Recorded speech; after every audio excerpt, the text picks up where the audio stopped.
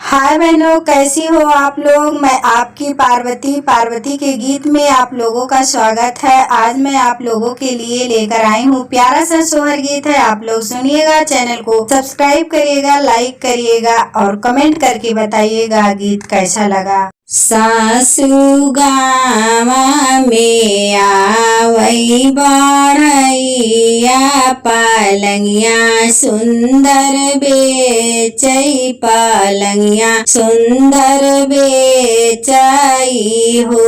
सासु करत्यु पालंगिया मोल लालन, भुइया लोटई लालन, भुइया लोटाई हो। सासु करत्यु पालंगिया कई मोल लालन, भुइया लोटई लालन, भुइया लोटाई हो।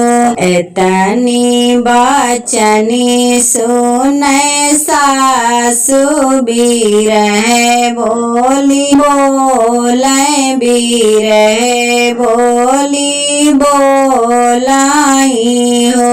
बहुहरि नाही लायो, नहीं हर से दाहे जवा, पालंगिया मांगाओ तया पाने नहीं हर से ती हो। बाहु नहीं लायो, नहीं हर से दाहे ज, पालंगिया मांगाओ तया पाने नहीं हर से ती हो।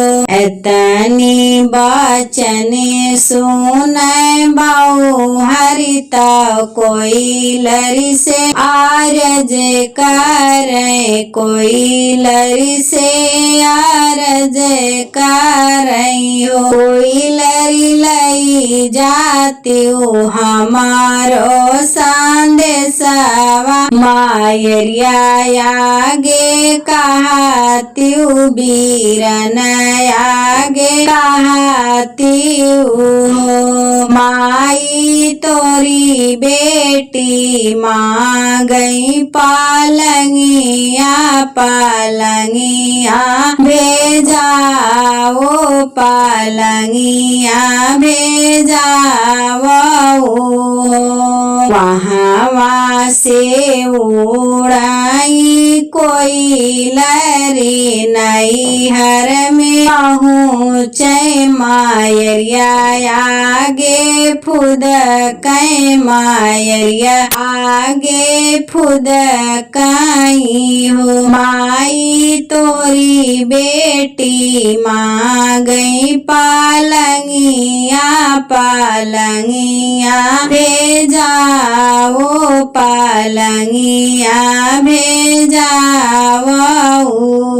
आगे आगे आवाई कहारा तौलाई के, पालंगिया तौलाई के पालंगिया हो। सखिया पिछावा से आवे बीरन माता, लाई के चुनरिया तौलाई के चुनरिया हो। सखिया पिछावा से आवे बीरन तौलाई के चुनरिया, तौलाई के चुनरिया हो। द्वारे पे लागे बड़ी भिड़िया, तो घोड़ा वाही आने, तो